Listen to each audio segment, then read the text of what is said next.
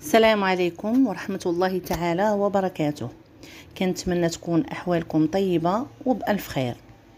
الصراحة تنقول الباز للمغاربة اللي باقين ما بغاو يعيقوا بهدمهم نعيمة وتريكتها.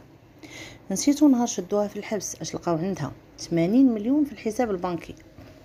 موظفين خدموا حياتهم كلها وما عندهمش هذا المبلغ.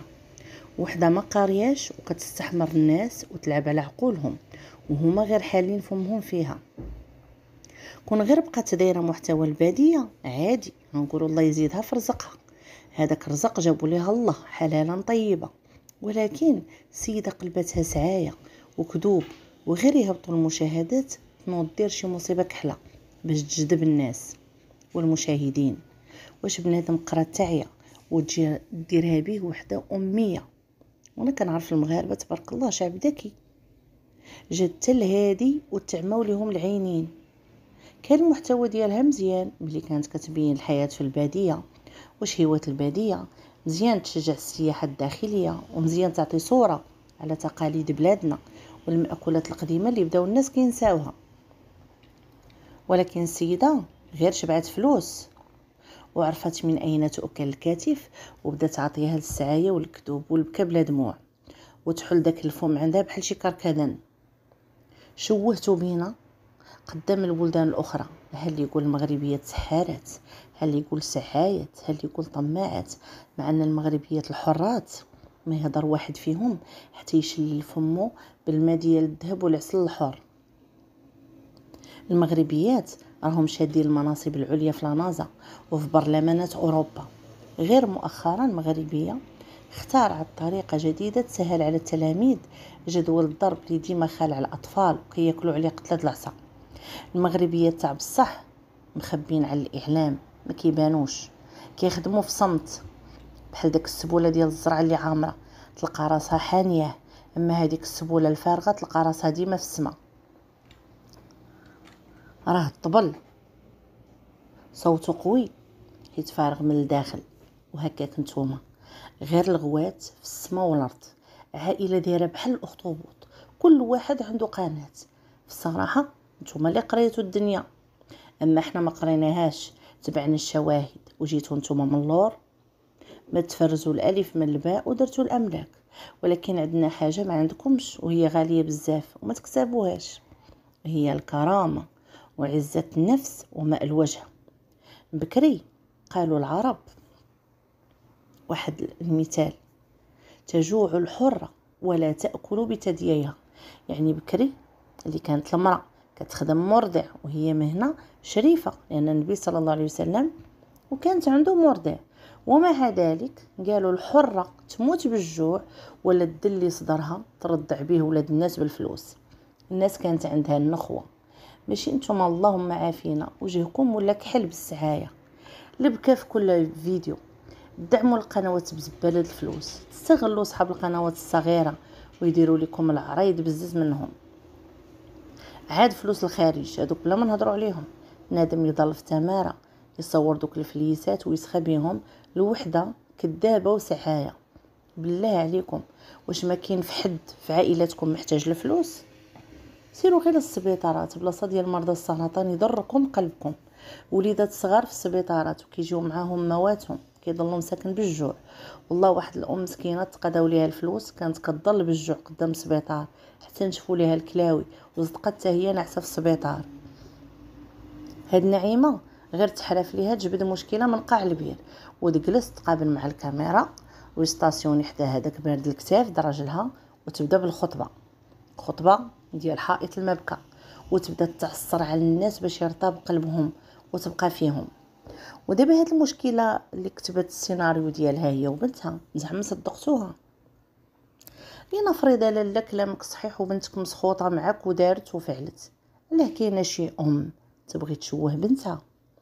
امهات راه كيديروا ولادهم الزبايل ويشتروهم، ولكن على قبل فلوس اليوتيوب ديروا اي حاجه.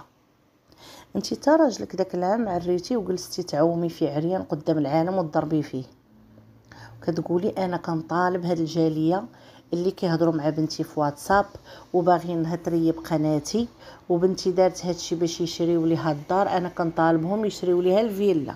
هاي على الذكاء فين وصل، كتطلب لبنتها غير بالحيلة. يا ربي هاد الناس الجالية يعيقوا ويفيقوا وما يبقاوش يضيعوا رزقهم وتمر اللي كيضربوا في الغربة على هاد الكذابين اللي فلوسهم حرام لانهم بنية على الكذوب والسعاية. اما هاد بنتك انتي وهي فوله وانقسمت نصين، حتى هي بحالك رضعت منك السعاية والكذوب وتخسرك مرتبه البكا اللي بلا دموع. علاش كتبيني لما زعما راه ما عندكش؟ ولا هذيك القناه اللي دايرها زعما دايرها في سبيل الله، راكي كتدخلي منها ملايين صحيحه على ظهر الناس اللي باقيين ما عايقينش بك. وحقا انا ما باغاش راجلي يخدم، واش بغيتيه ينعس واصحاب الجاليه يصرفوا عليه؟ اش هاد الرجله ديال اخر الزمان؟ لا راه مسكين عنده 39 عام شباب وكاع دوزو في البني وصافي. اختي سمحي لينا حنا السبب علاش مسكين يخدم ويضرب تماره. هادوك لي ديديات ديالو خاصهم المانيكير والبيديكير وبارك عليه، خاصو التقاعد، هزيه ركبيه فوق ظهرك ولا ريبيه. راه الناس واصلين 60 عام وخدامين بدراعهم وانتي باغا الناس تفششوا وتخنتوا باش الله يربي الكتاف والكرش. عائله عندكم كلها بدات كتربي الكروش والرجال يتعاطاو بحال العيالات والعيالات يسعاو على الرجال. نتوما راه الدري يلاه تكون القابله مخرجاه من كرش امو ديروا ليه قناه. الدري عندكم ما كيبكيش بحال الدري الصغار، ولكن مع الخرجه من كرش امو يقول ادسنس، وإلا بكى يقول ها نتوما شوفوا حالتي المتتبعين راني ما عندي ما نلبس. ولكن راه كلشي في يد المتتبعين، هما بيديهم يقدروا يحاربوا هاد قنوات الطلبه والكذوب بشرط ما يبقاوش يتفرجوا فيهم ولا يشجعوهم ولا يرسلوا لهم الفلوس. البنت ديالي عولت تطيح القلم خوتها وتدمر لكم العيش ديال باها اللي كانت تغسل طوموبيلات وديال باها اللي كانت عنده بشكليت تيهز على كتافو وتيحملها ملي تيلقى الغيث، وملي تيكسر الغيث عاد تركب عليها، وفاش كيلقى الغيث هي اللي تركب عليه. دابا هاد البنت عودت تدمر القناه الناعمه البدويه بكل طرقات. مرحبا، انا شحال من محنه جاتني وشحال من عذاب توجه لي وخرجت منه كيزغبه من العجينه.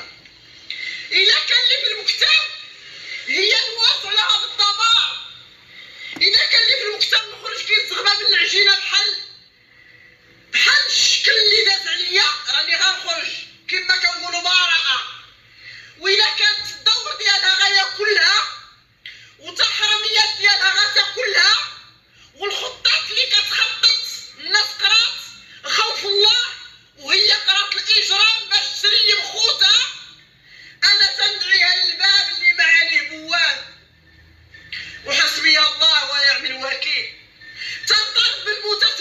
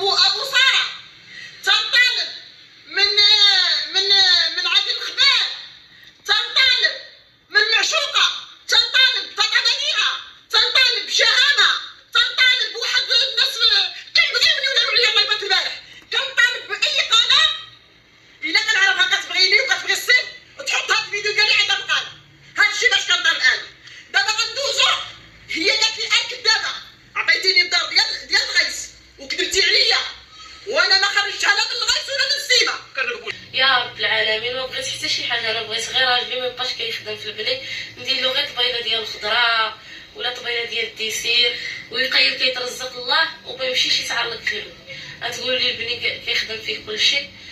حميد راه في عمره 37 عام، راه الشباب ديالو كله دوزو في البناء اخوتي، وما كيمشيش، ما بقاتش في تمارين البناء، بقات انه كيضرب يوميا 10 كيلومتر ولا 12 كيلومتر على رجليه. 12 كيلومتر على رجليه. تقولوا لي تتسعى، انا متسعاش الحمد لله، انا كرجا الله وكرجا الله في القناه ديالي ربي يسهل عليا. ما تنقول حتى شي حد عطيني وما تنمدش يدي نقول لكم عطيوني، انا تنشرح لكم طبيعه الحياه. هذاك الراجل اللي بالكم ضعيف راه التمام، ولا بالكم ما كيكسبش الصحه، راه بالشقا والطرقان وبالشموم